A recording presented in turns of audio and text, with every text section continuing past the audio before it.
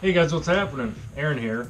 Well, moving right along into the fall of the 2017 review season, we got Madworld up next. Probably one of my top 5 favorite games on the Nintendo Wii.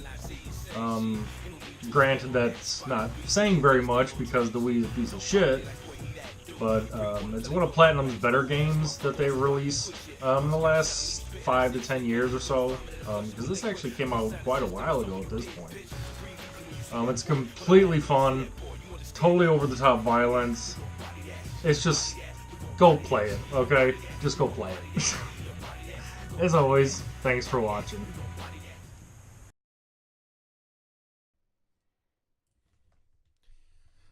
I wouldn't necessarily say that the Nintendo Wii is a great console. Hell, I wouldn't even consider it a good console. It's a console, sure. It introduced the masses to the stupid gimmick of waving your hands around like an idiot for hours on end. But honestly, who the hell wants to do that? I have no problem with just my fingers getting a workout. But the Wii had its time in the spotlight. Hopefully someday, Nintendo will stop trying to reinvent the wheel and just use a normal controller again. Hey, we can all dream, can't we? Anyways, let's get on track. Madworld. Released on the Wii in 2009 by Platinum Games. Yes, that Platinum Games. And is easily one of the most violent, gore-filled games I've ever played. Madworld follows the story of one Jack Kamen, who enters a sadistic game show called Death Watch. The show is set on fictional Varigan Island, which basically looks like New York City, and forces contestants into bloody combat and mass murdering events in an effort to become a champion, thus winning a large cash prize. You're communicated on your journey by one Agent 13, a sponsor of Death Watch. Notice anything familiar? You're dropped onto the island and have to fight your way through onslaughts of enemies, using whatever weapons you pick up along the way. These include, but aren't limited to, most obviously, the chainsaw attached to your fucking arm, spike bat, garbage can, signpost, katana sword, and explosive drums as well. Probably my favorite are the daggers, just because of the cool finishing moves. Each weapon is used differently, and each one is hilarious to use in different ways. You also have your standard physical attacks like punching and throwing, but weapons are where it's at. Enemies can also be dispatched using a variety of environmental dangers and objects as well, like ramming them into this giant fucking wall of spikes! So the main purpose of the game is to fight through each level and defeat the boss of each area, with each of them being ranked in how good they are at killing contestants. Each boss is unique, both in their appearance and in how they attack, or what weapons they use. My favorites are probably Shogun and Frank, mainly because of their design, and also, the fights are a lot of fun too. Along the way, you'll also find bloodbath challenges, which are fucking ridiculous. Basically, it's a smaller contest, where the point is to kill as many people as you can in a timed event. Usually using a very large machine and or other setups such as a large steam press. The first one is called the Turbinator, and you're tasked with throwing guys into a giant airplane engine. They're totally crazy, and I don't know exactly who at Platinum came up with that idea, but I gotta give them a round of applause.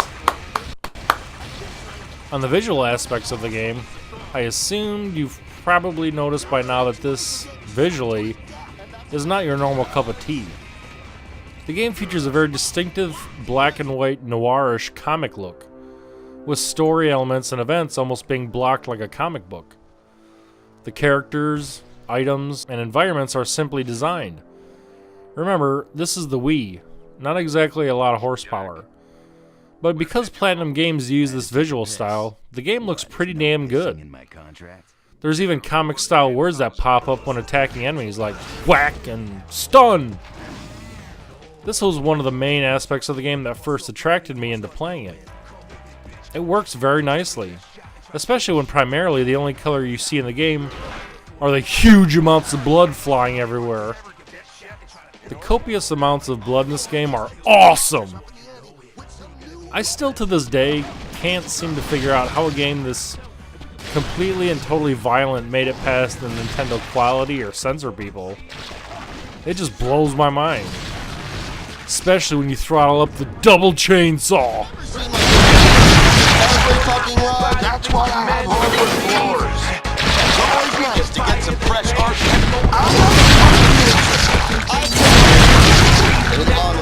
It's total carnage!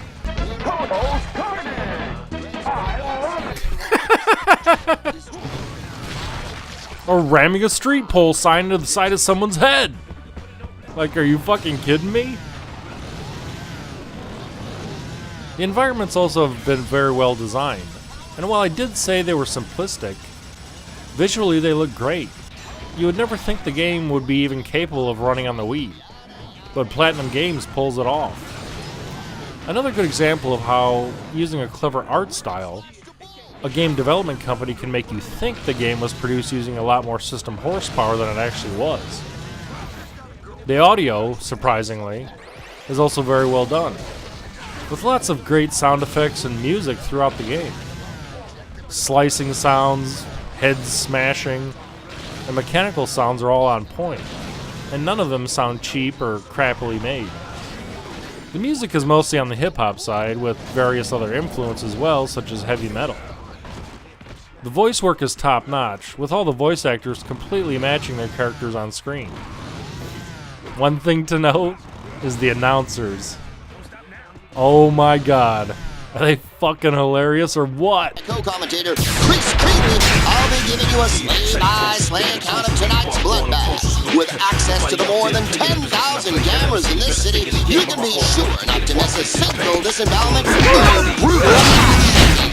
Isn't that right, Chris? Key fucking wreck, Howard. I've survived more than most of these crazy contests, and I can tell you that our audience is going to see more guts and blood and severed heads than a troop of Girl Scouts camping in an unexploded minefield. We've got some savage contestants, amazing arenas, and a fuckload of surprises. Sharpen your knives, lace your belts, and enjoy the watch. And they don't hold back either.